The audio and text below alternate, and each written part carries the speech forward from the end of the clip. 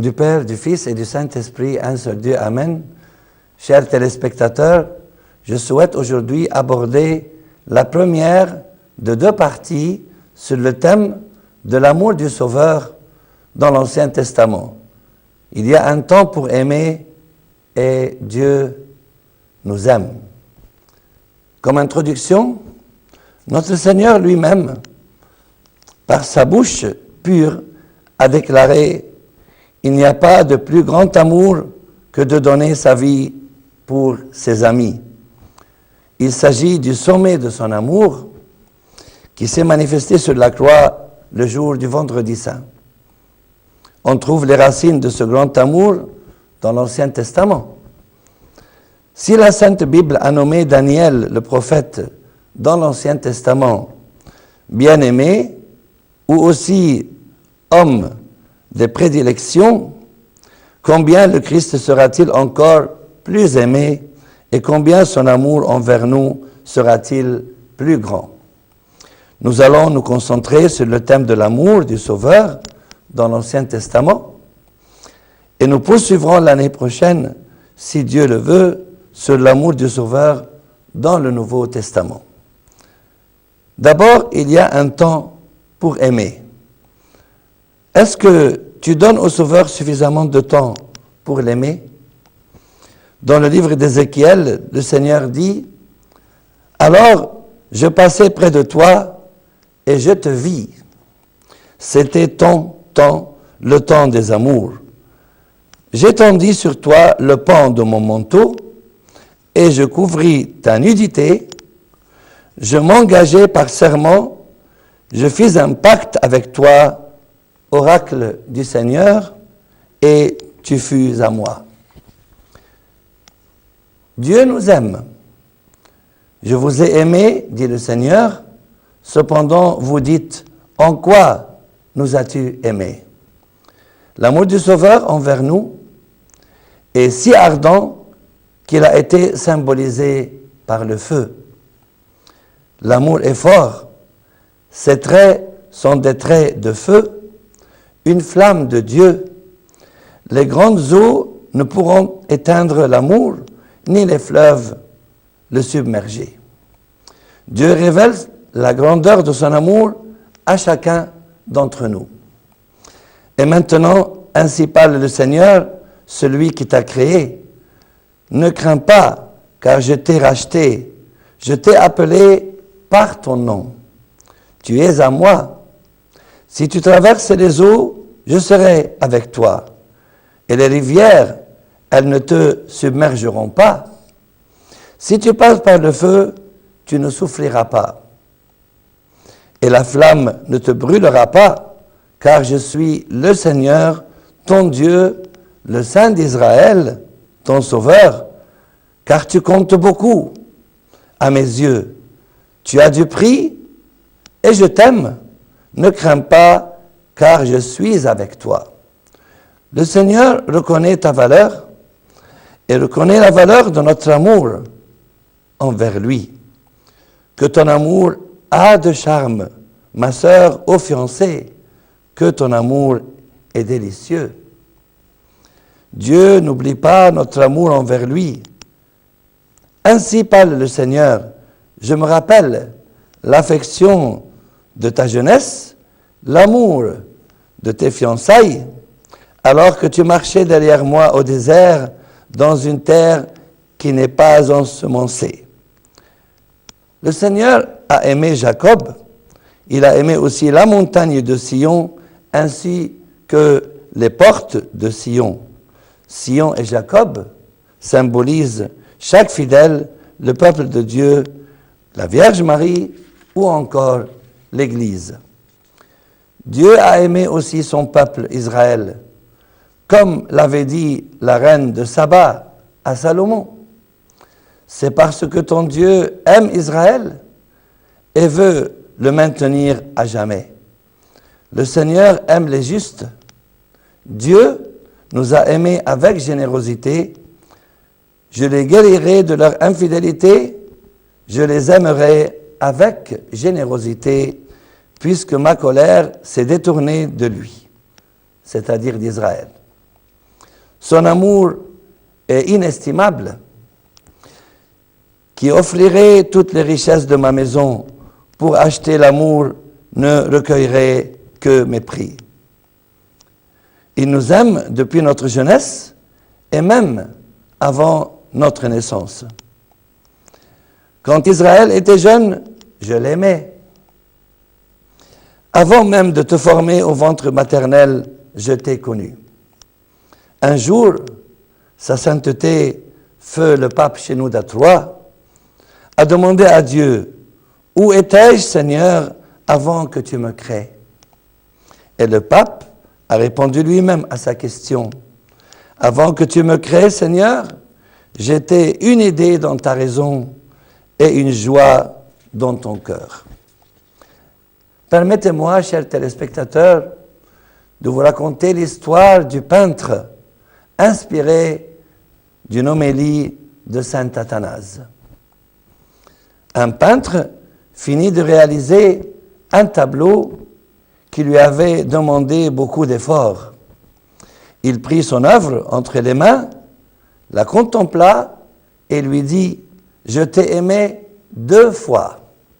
La première fois, alors que tu étais une idée dans mon imagination, et la seconde fois, quand je veillais sur toi durant les nuits pour ta réalisation. » Quelques jours plus tard, le peintre dut partir pour un long voyage.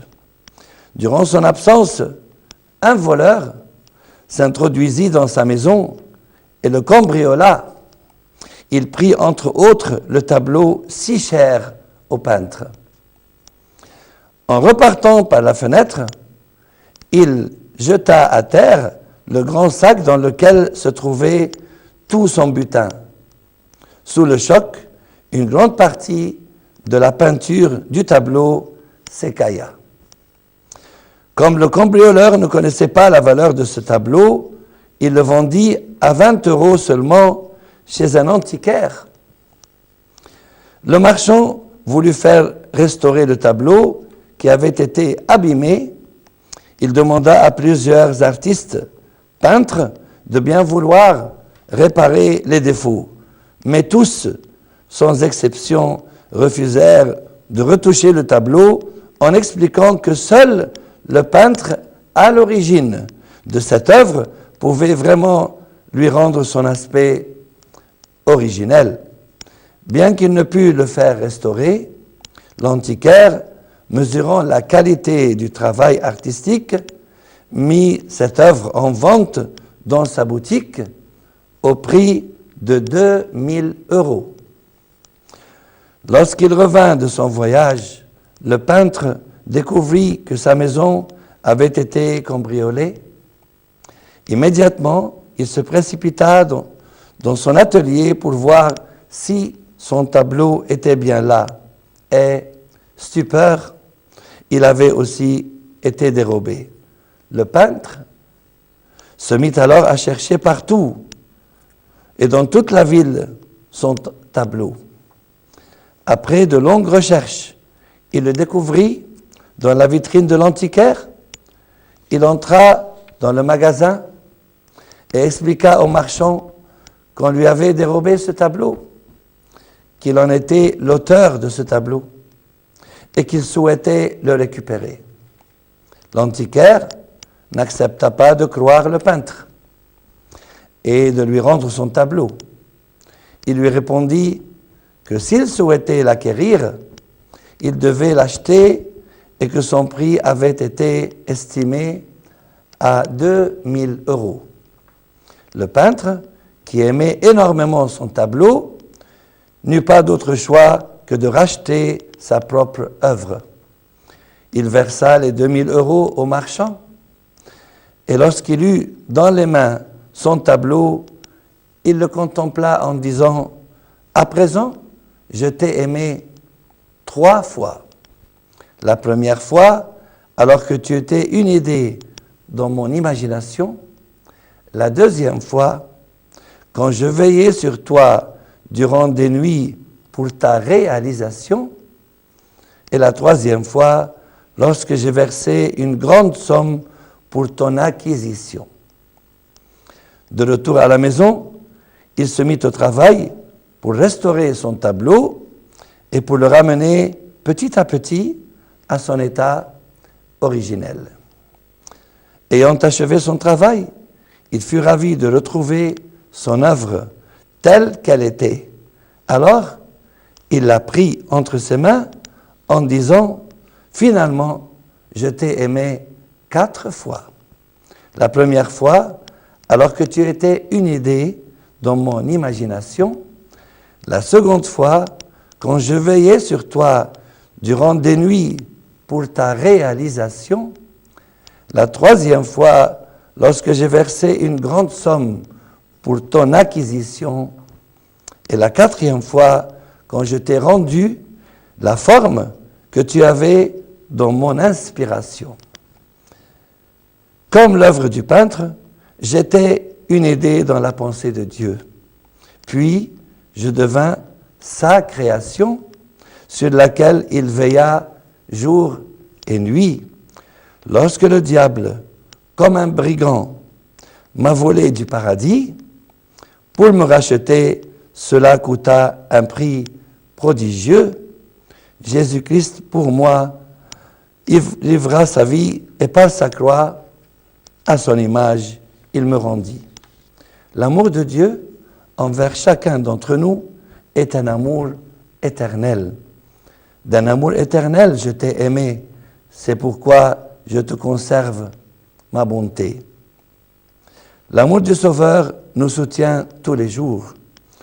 Dans toutes leurs angoisses, ce n'est pas un messager ou un ange, c'est sa face qui les a sauvés.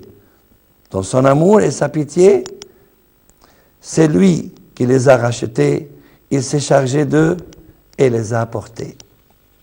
L'amour de Dieu couvre toutes les offenses. Cet amour s'applique aussi dans les relations humaines.